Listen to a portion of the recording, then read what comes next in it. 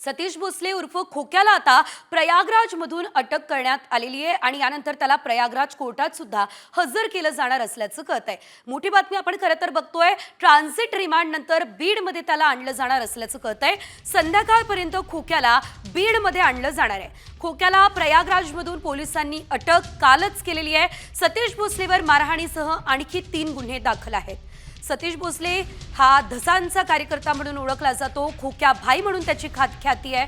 मात्र आता त्याला प्रयागराज कोर्टामध्ये त्याची हजेरी लावली जाणार आहे। प्रयागराजमधून कालच त्याला अटक झालेली आहे।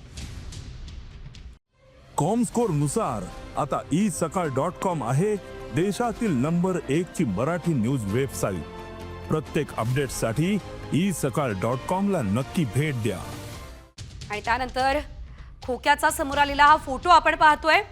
याआधी याच सतीश भोसलेने पैशांचा माज दाखवलेला होता, प्राण्यांची कत्तल केलेली होती, शिकार केलेली होती आणि आता मात्र हा खोक्या पोलिसांच्या ताब्यात आहे।